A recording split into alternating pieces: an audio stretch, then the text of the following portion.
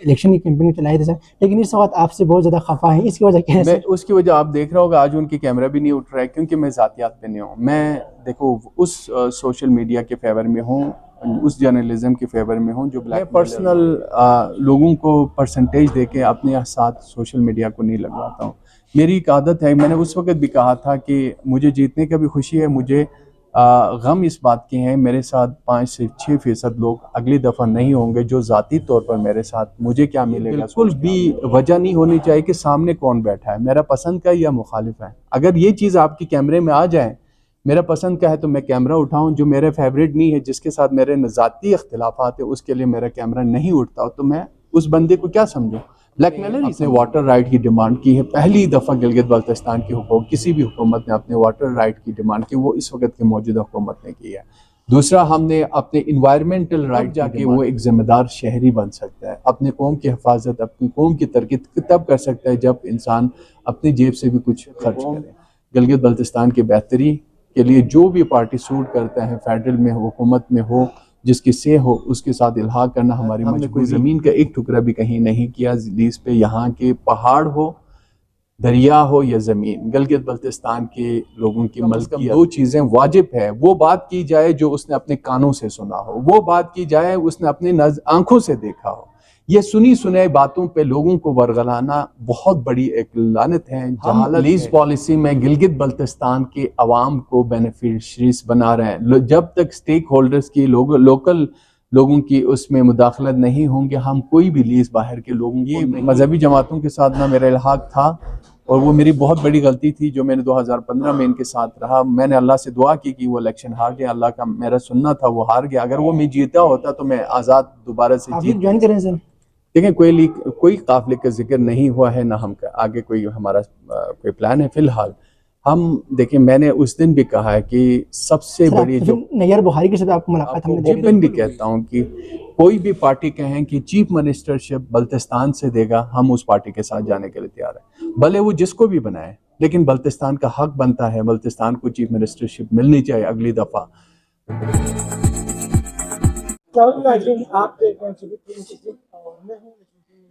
नाज़रीन की तरफ से आप तमाम लोगों को पंचायत में शामिल कहते हैं और हम लोग कोशिश कर रहे हैं कि हम उन तमाम शख्सियत के साथ गुफ्तगू करें और खासकर इशूज़ के हवाले से उनके साथ बात करें।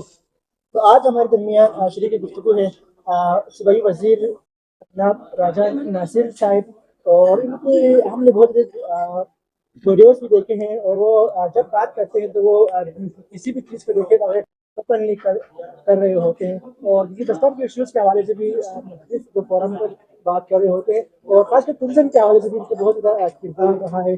जब पाकिस्तान तहरीक इंसाफ की जो हुकूमत है उस वक्त उस गवर्नमेंट को भी राजा साहब हिस्सा रहे हैं, तो हम राजा साहब से इन तमाम इश्यूज़ के हवाले से भी हम करेंगे और ख़ासकर इस वक्त ये जो हाजी गुलबर्ग ग्रुप के हवाले से बहुत ज़्यादा बात ट्रेंडिंग पे चल रही है और जो नेशनल मीडिया में भी इस बात को ज़ेर गौर ला रहे हैं कि राजा नासिर साहब को तमाम जो मुल्क अरकान हैं वो लोग काफिले में शामिल होने जा रहे हैं। तो हम इस हवाले से भी इनसे गुफ्तगू करेंगे, क्या आने वाले इलेक्शन में आज़ाद लड़ेंगे या किसी वफाकी पार्टी में जाएंगे और भी बहुत से इशूज़ है, इन हवाले से तफसीली गुफ्तगू करेंगे। अस्सलाम वालेकुम राजा साहब। जी बहुत शुक्रिया आपका। वालेकुम सलाम। बहुत बहुत शुक्रिया राजा साहब, आपने हमारे ओपन टॉक के लिए आपने वक्त दी। राजा साहब सबसे पहले ये बताइए आज आप यहाँ पर आए हैं डिसेबिलिटी के जो प्रोग्राम के हवाले से, और यहाँ पर जो डिसेबल जो लोग थे उनसे भी हमने गुफ्तगू की तो वो कह रहे थे कि आप जब भी बुलाते हैं यहाँ पर आए सर, लेकिन इसको गवर्नमेंट लेवल पे आप क्यों लेकर नहीं जाए? बहुत शुक्रिया जी। देखिए, एक चीज़ जो आपने वाकई में बड़ी खूबसूरत बात की, ये जो तबका है हमारे मुआशरे का इंतहाई खुसूसी और जिस पे नज़र की ज़रूरत भी है, करम की ज़रूरत भी है, अब अप्रिशिएट करने की भी ज़रूरत है। इनको आगे अप्रोच करके इनके जो मसाइल हैं, इनके जो इश्यूज़ हैं, उसको जब से अल्हम्दुलिल्लाह हम इस वक्त की जो हुकूमत है 5 सालों से इनके जो भी छोटे मोटे इश्यूज़ पे हमने डिस्कशंस की आज बात हुई, वो एक्ट मंजूर भी हुआ है और उस पर रोल ऑफ बिजनेस पे थोड़ी सी इश्यूज़ और चैलेंजेस फंसे हुए हैं, लेकिन इंशाल्लाह वो तमाम तर चैलेंजेस को हम इंशाल्लाह उसको देख भी रहे हैं और उनकी जो दरपेश मसाइल जो इनकी ज़िंदगी में था, जिस तरह से मुआशरे के लिए इनके लिए चैलेंजिंग इश्यूज़ है वो सेहतमंद अफराद की तरह मुकाबले में शरीक होनी दूरियाँ ऐसी दी हैं, लेकिन उसके लिए कोटा मुख्तस किया गया और पहली दफ़ा इम्प्लीमेंट भी हुई, उनकी सीटों पे लोगों को एडजस्ट भी किया गया। और इसके अलावा इनके चैलेंजेस थे मुख्तलिफ जगहों पे, रैम्स का, हॉस्पिटल्स के अंदर, गवर्नमेंट इंस्टीट्यूशन के अंदर 3-4 सालों से उस पर काम भी हुआ अल्हम्दुलिल्लाह। आज इनके लिए इजी एक्सेस के लिए वाशरूम पे भी हम फोकस करें, इनके लिए स्पेशल वाशरूम भी बनाया जाए। ज़िंदगी में सबसे ज़रूरी जो चीज़ है वो बुनियादी सहूलियात है जो इंसान को एक बेहतर इंसान बना सकता है और आगे की तरफ बढ़ाने के लिए सेहत है, एजुकेशन है, जॉब अपॉर्चुनिटीज़ हैं। और ये चीज़ें जब हो जाती हैं तो फिर ये डेज़ को गवर्नमेंट लेवल पे बनाना और ये इंडिविजुअल बनाना, इस पे कंट्रीब्यूशन गवर्नमेंट की भी है, सेमी गवर्नमेंट की भी रही है, GBRSP के साथ भी मिलकर हमने किया, AKRSP के साथ भी मिलकर कर रहे हैं। और इंशाल्लाह अगर ये ज़रूरत पड़े तो हम इस पे कोई नहीं कि गिलगित बल्तिस्तान में इनको नेशनल जो गिलगित बल्तिस्तान की गज़ेटेड उसमें भी हम कोशिश करेंगे कैबिनेट से कोई डिस्कशन या इस पे कोई अमेंडमेंट करके हम इनको गवर्नमेंट लेवल पे भी हम तमाम ऑफिसेस या हमारे इंस्टीट्यूशन के अंदर इनको बनाने की ज़रूरत है वाकई में, क्योंकि अवेयरनेस इन अफराद की जो मुआशरे में आपको पता है आज से 20-25 साल पहले मैंने पहले भी जिक्र किया कि नाम तक इनका रखने का गवारा नहीं करते थे। गुटना गुनमो और जरबा इसी तरह से हमारे मुआशरे में इनको एक बहुत ही नेगलेक्ट किया जाता था। आज अल्हम्दुलिल्लाह हमारे कुछ उभरते हुए सितारे जो इनके दरमियान से निकले, हसन बल्ती मूसा और हमारे लैला नसीब जैसे जो लड़कियां हमारे लिए काबिल फ़ख्र भी है। इन्होंने इंटरनेशनल लेवल पे भी अवार्ड्स लिए, नेशनल लेवल पे भी अवार्ड्स लिए, वो अपने तबके के लिए बहुत बेहतर काम कर रहे हैं। अब वो खुद जब विलिंगनेस पे आता है, जब कुछ करने पे आता है तो गवर्नमेंट बाउंड होता है कि इनके लिए मजीद बेहतर करें। पहले इनके अंदर ये नहीं था कि इनके अपनी जो बरादरी के लोग थे मुत्तहिद नहीं था, कहीं पे एक प्लेटफॉर्म पे नहीं बैठते थे। आज अल्हम्दुलिल्लाह ये एक मुत्तहिद भी है, एक फोरम पे है, तो हमें भी ये आसानी होती है कि इनके लिए कंट्रीब्यूशंस करें और मज़ीद भी करने की उम्मीदें भी है और हम कर भी रहे हैं। अच्छा सर, रजत साहब, हमने गुज़श्ता दिनों आपके वीडियो भी देखे थे जिसमें सर तमाम लोग अभी टूल प्लाजा की मुखालिफत में थे, लेकिन आप उससे बाद में स्टैंड ले रहे थे सर। बिल्कुल। तो टूल प्लाजा को सर बनाने से गिलगित बल्तिस्तान के लिए क्या बेनिफिट हो सकते हैं? मैं आज भी उसी स्टैंड पे बिल्कुल खड़ा हूँ। देखें जी, हम चाहते हैं कि हमारे पास जो इंफ्रास्ट्रक्चर बने, रोड बने, हॉस्पिटल बने, बनाना कोई बड़ा काम नहीं है। बनाने के बाद उसको प्रोटेक्ट करना, उसको सस्टेनेबल बनाना, लोगों के लिए उसको यूजेबल बनाना, उसको वो ज़रूरी है। लेकिन हम गिलगित बल्तिस्तान में टैक्स की बात करूँगा ना, बिल्कुल वो टैक्स से रिलेटेड नहीं है। टूल प्लाजा पहले भी रहा है गिलगित बल्तिस्तान के अंदर, वो डिस्ट्रिक्ट एडमिनिस्ट्रेशन करते थे, मुख्तलिफ सिटीज़ के अंदर एंट्री फीस होती थी, हम लोग वो पैसे कहीं पे भी इस्तेमाल नहीं हो रहा था, हम कलेक्ट कर रहे हैं, हम पहले कर चुके हैं, ये पहली दफ़ा नहीं हो रहा है। लेकिन मैं ये कह रहा हूँ कि क्या गिलगित बल्तिस्तान वाले पाकिस्तान के दूसरे शहरों में जाते हैं, यहाँ से इस्लामाबाद जाते हैं, 1100 से 900 तक हम टूल प्लाजों पे दे देते हैं, तो क्या हम ये हक नहीं रखते हैं कि गिलगित पाकिस्तान के शहरियों को जब वो गिलगित बल्तिस्तान में आते हैं, यहाँ के सड़कों को तबाह करते हैं, यहाँ के माहौल को जो आलूदगी फैलाते हैं, क्या हमारे ऊपर ये हक नहीं है कि हम 50 से 100 रुपये इनको के ऊपर रखें और वो पैसा आपके GSR की बेहतरी के लिए इस्तेमाल हो? तो ये एक मैकेनिज्म था, उनसे एग्रीमेंट है कि वो दियोसाई से लेकर GSR तक NHA इसको देखभाल भी करेंगे, इसकी सस्टेनेबिलिटी के लिए, मेंटेनेंस के लिए। उनका ये है मैकेनिज्म, जब तक वो अपने टोल प्लाजा से इस तरह से लेकर नहीं आते हैं तब तक वो वहाँ पे ऑनरशिप नहीं लेते हैं। वहाँ उसमें ये जो अभी मैं कह रहा हूँ, जो अपने सियासी दुकान चलाने के लिए करते हैं या अपनी एक इम्पोर्टेंसी मुआशरे में रखने के लिए हम टैक्स नहीं देते। अगर बात करनी है तो आप दूध से लेकर चाय के पत्ती से लेकर पीने के पानी तक बात करें ना, क्यों नहीं देते हैं टैक्स? हर चीज़ पे टैक्स दे रहे हैं इनडायरेक्टली, लेकिन वो टैक्स के शुमार में नहीं आता था। वो हमने इन्वायरमेंट फी के नाम से एक इस रोड की बेहतरी के लिए 22 व्हीलर कंटेनर्स आते हैं, करोड़ों रुपए कमा के जाते हैं। आपको मुझे बताएं कि आपको क्या फ़ायदा बाहर से लोग उठा के जाते हैं, सीमेंट उनका आता है, सरिया उनका आता है, हमारे रोड डैमेज वो करते हैं।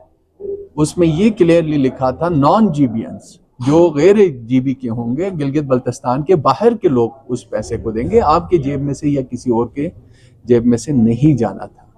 यही मेरा मकसद है। जब तक हम सस्टेनेबल मॉडल पे जाएंगे, अपने सूबा ने अगर मुस्तहकम होना है, मैं आज भी उस स्टैंड पे हूँ, सड़कें बनाते हैं, हॉस्पिटल्स हम बनाते हैं वीरान हो जाते हैं, उसके ऊपर कोई सस्टेनेबिलिटी नहीं है, उसके ऊपर प्रोटेक्शन नहीं है, उसके ऊपर मेंटेनेंस नहीं है। तो जीएसआर का मेंटेनेंस इतना आसान नहीं है। सालाना 1.5 अरब उसके ऊपर खर्चे आता है। वो गिलगित बल्तिस्तान की इतनी कैपेसिटी नहीं है कि वो मेंटेनेंस की मद में जीएसआर के ऊपर पैसा लगाएं। देवसाई रोड आप देखें, हमारा हस्तौर रोड आप देखें, बड़े बड़ी शाहराएं हैं जो एनएचए के साथ ये हम कर रहे थे कि आप इनके ऊपर छोटी सी फीस, जो कि सालाना 3 से 4 करोड़ भी नहीं बनता, लेकिन आज 45 जगहों पे आप देखें आज जीएसआर की हालत कितना बेहतर तरीके से वहाँ मेंटेनेंस हो रहे हैं। शेल्टर्स बन रहे हैं, मालूपा में बन रहे हैं, आगे चुमदो में बन रहा है। बहुत सारी जगहों पे हम इसको बेहतर अवाम की जान की हिफाजत के लिए कर रहे हैं। ये सब कुछ अवाम के फ़ायदे के लिए कर रहा है। ये रोड अगर 3 दिन ब्लॉक हो जाए तो सबसे ज़्यादा इफेक्ट और मुतासिर होना है वो हम लोगों ने होना है। हमारा मकसद ये कि एक दिन भी रोड ब्लॉक ना रहे, एक जान भी ज़ाया ना हो।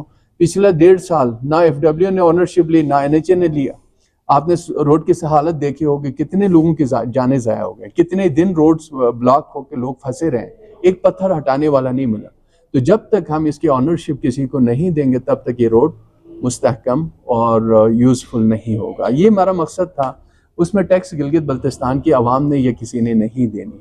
ये एक जाहिलियत है, मैं आज भी कहता हूँ, जो इसके खिलाफ है।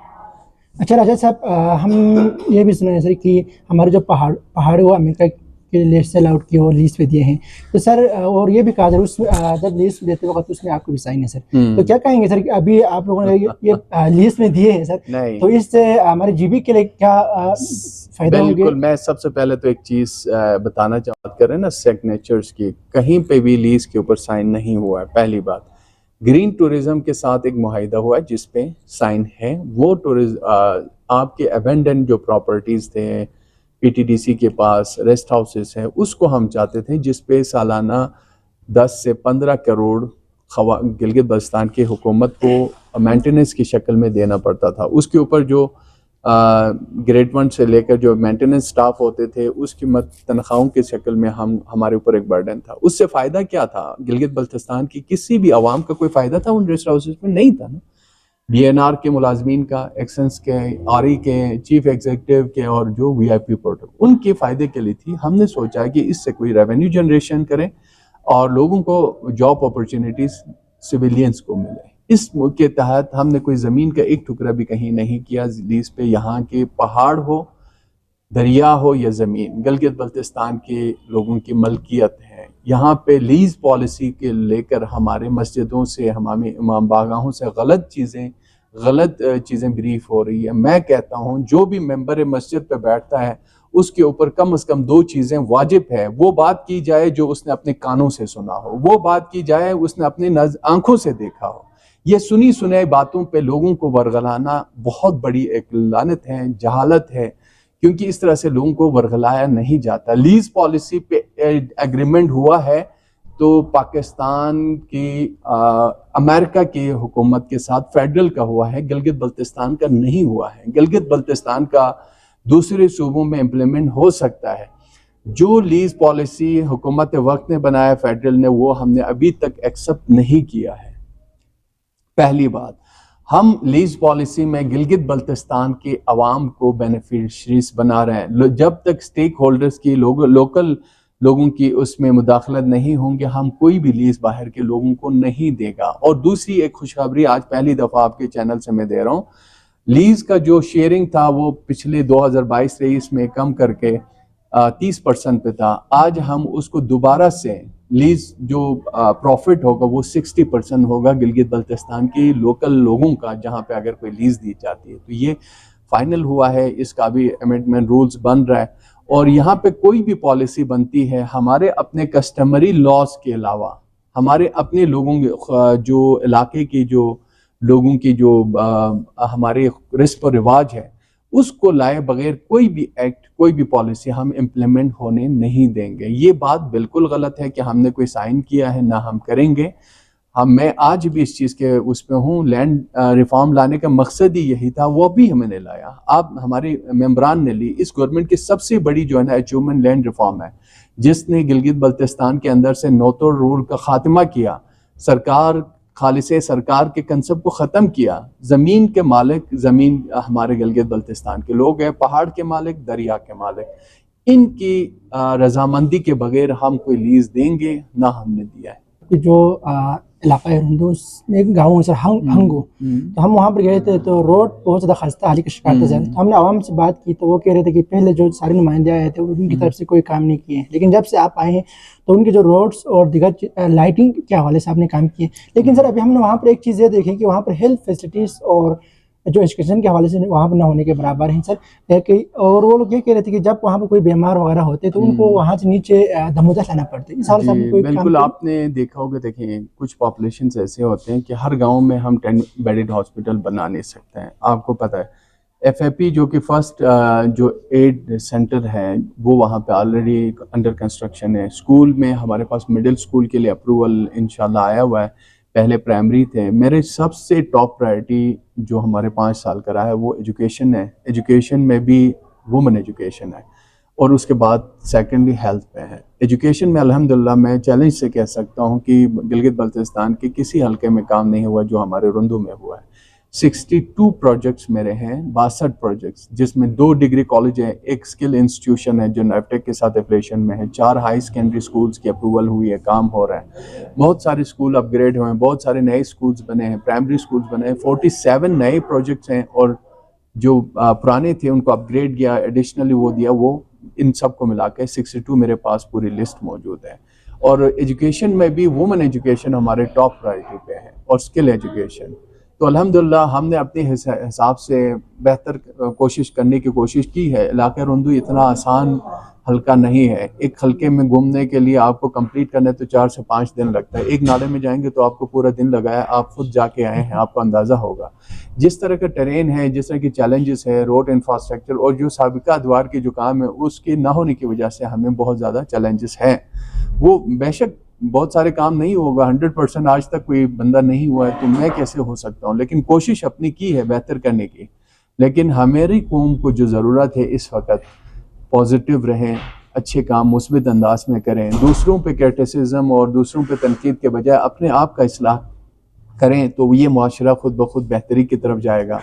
हम इस वक्त ना हम देखते हैं अमेरिका को है, देखते हैं इस्लामाबाद को, फॉलो इस्लामाबाद को करते हैं। हम अपने आबाओ अजदाद के जो रस्म व रिवाज हैं, जो तहजीब तमद्दुन है उसको बोलते जा रहे हैं। आज अदब बल्तिस्तान था वो देखें, उस चीज़ को सोचने की ज़रूरत है। आज देखिए हमारे उलमा, मैं इनके दिल से का इज़्ज़त करता हूँ, वो आलिम जिनके अंदर आलिमाना सोच है। आलिम वो है जिसकी ज़बान, जिसकी शर, जिसकी अक्ल, जिसकी इल्म से मुआशरे में अमन हो, मोहब्बत हो, भाईचारगी हो। मैं आज भी कहता हूँ जिस आलिम की ज़बान से या सोच से शर हो वो मुआशरे के लिए बहुत बड़ा एक चैलेंज है। तो मुझे खुशी इसी बात की होती है कि हमारे यहाँ काबिल उलमा भी हैं, बड़े परहेज़गार आलिम दीन है, उनका अगर हम कदर करें, जितना करें कम है। वो इस्लाम की बेहतरी के लिए काम करते हैं। इस्लाम की बेहतरी उसी वक्त मुमकिन है जब आप इंसानियत की बेहतरी के लिए करें। इस्लाम की बुनियाद इंसानियत पर रखी गई है। तो एक इंसान का दूसरे इंसान के दिल में दुख दर्द रखना, एक दूसरे की बेहतरी के लिए सोचना, करना। लेकिन इस वक्त हमारा मुआशरा हमेशा से एक दूसरे के ऊपर तनकीद, क्रिटिसिज्म, मजहबी तफरक़े, इलाकाई तफरक़े, ज़बानी तफरक़े, तो इनसे निकल कर हमें गिलगित बल्तिस्तान एक कौम बनकर काम करने की ज़रूरत है। तो मेरा मैसेज यही है, इंशाल्लाह हमारी जो सियासत है कुछ लोगों को शायद चुभती होगी, लेकिन हम अपने नज़रिए, अपनी सोच जो हम लेकर चले हैं, खिदमत खल्क, सियासत बेहतरीन ज़रिया है अगर इंसान की खिदमत के लिए, सियासत बेहतरीन ज़रिया है अगर उसको आप गलत इस्तेमाल करें। अच्छा साहब, अभी सियासत के हवाले से हम थोड़ा बात करेंगे सर। तो इस वक्त आपकी जो ग्रुप है सर वो बहुत ज़्यादा ट्रेंडिंग पे, नेशनल मीडिया भी गर्दिश कर रहे हैं सर। क्या आप लोग काफिले ज्वाइन करें सर? देखें कोई काफिले का जिक्र नहीं हुआ है, ना हम आगे कोई हमारा कोई प्लान है। फिलहाल हम देखें, मैंने उस दिन भी कहा है कि सबसे बड़ी जो नैयर बुखारी के साथ आपको मुलाकात हमने जी बिल्कुल हुई है, मेरे दरवाजे, हमने एज ए सियासी मैन उसके लिए कोई भी लफ्ज़ आखिर नहीं होता, कोई फैसला आखिर नहीं होता है। मैं अपने इलाके के लिए, बल्तिस्तान की बेहतरी के लिए कोशिश करूँगा कि जो पार्टी हमें बल्तिस्तान को प्रायोरिटी देंगे हम उसको फोकस करेंगे। मेरा आज आपको ओपनली कहता हूँ कि कोई भी पार्टी कहें कि चीफ मिनिस्टरशिप बल्तिस्तान से देगा, हम उस पार्टी के साथ जाने के लिए तैयार हैं, भले वो जिसको भी बनाए। लेकिन बल्तिस्तान का हक बनता है, बल्तिस्तान को चीफ मिनिस्टरशिप मिलनी चाहिए अगली दफ़ा।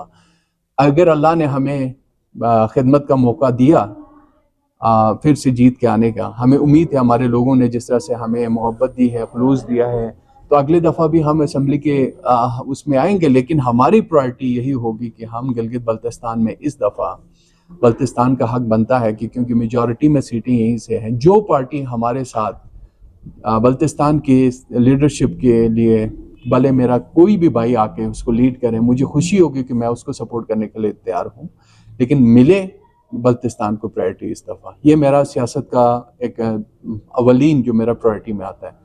और रही बात पार्टियों में से, सियासी पार्टी होनी चाहिए जो वफाक के अंदर जिसकी से हो। हम छोटी पार्टियां हमारे लिए सूट नहीं करता है। हमें फेडरल में जब तक आपकी से ना हो, क्योंकि हम ग्रांट पे हैं, ग्रांट का मुनहसर फेडरल की हुकूमत पे है।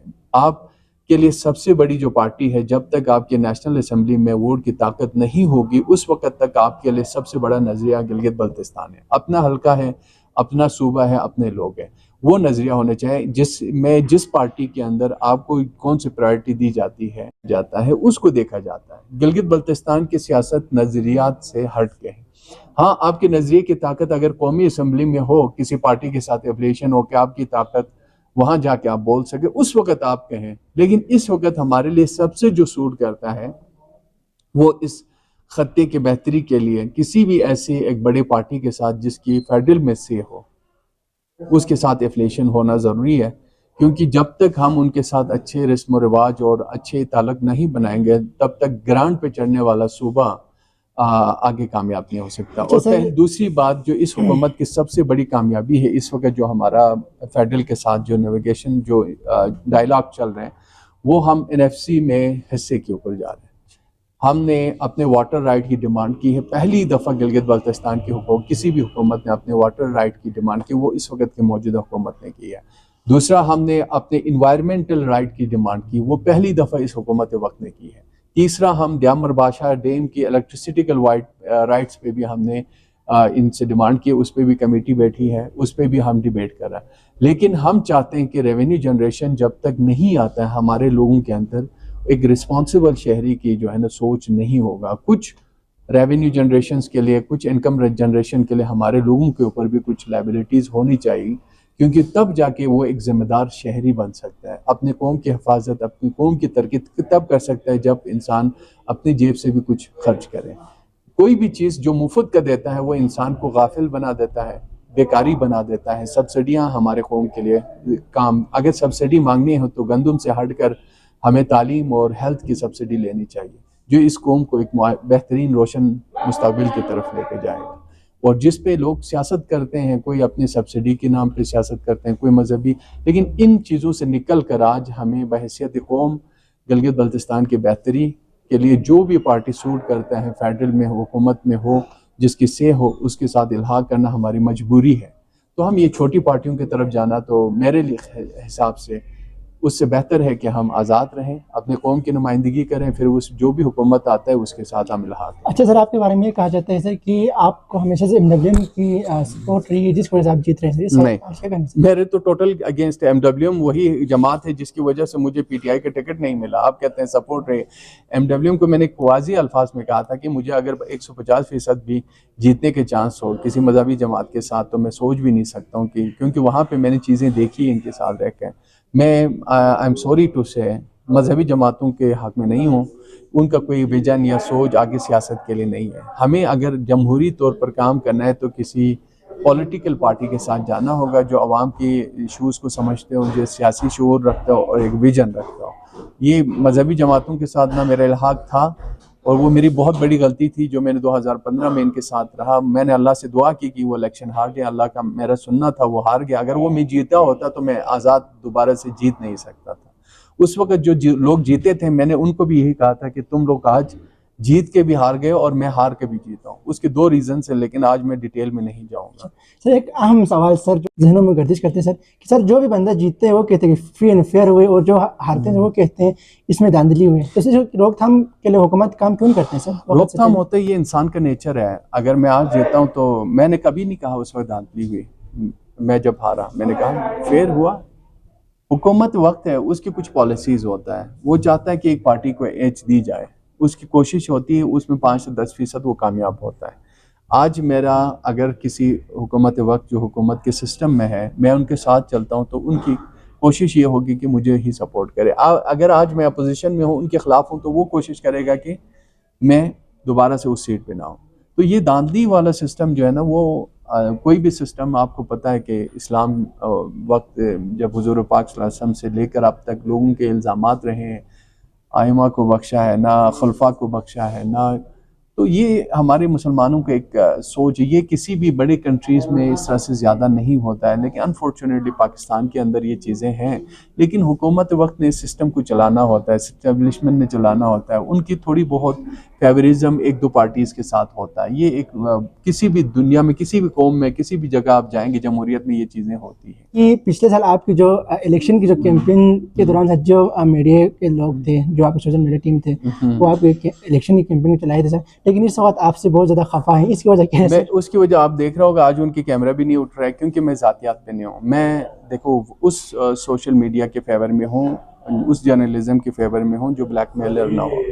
मैं पर्सनल लोगों को परसेंटेज दे के अपने साथ सोशल मीडिया को नहीं लगवाता हूँ।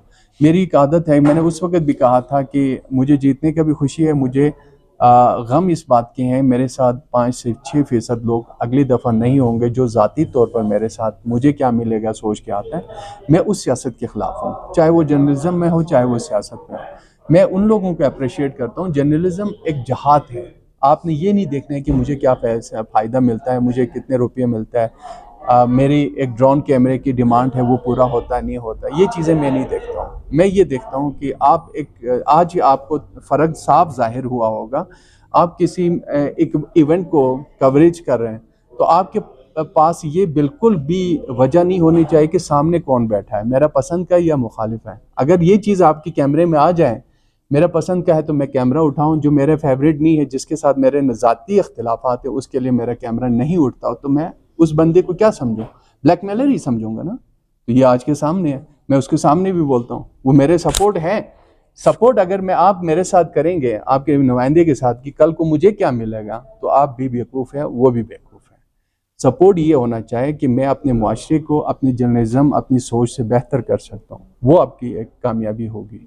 और दूसरा ये है कि मुझे इज्तिमाई तौर पर मिला को क्या हुआ, आज मैं फ़ख्र से कह सकता हूँ कि पूरे गिलगित बल्तिस्तान में सबसे बड़ी ADP मेरा है, 4 अरब से ज़्यादा है।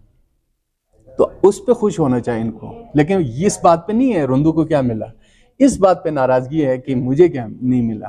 तो ये चीज़ मुझसे नहीं होगा। ना मेरे सियासत में ठेकेदारी सियासत है, ना मेरे सियासत में कारोबारी सियासत है, ना मेरे सियासत में सहाफ़ी सियासत है। तो मैं अकेला चलता हूँ, मेरा अपनी एक सोच है, उसमें लोग खुश हैं, मेरे कारकर्दगी से अल्हम्दुलिल्लाह मैं उनको वेलकम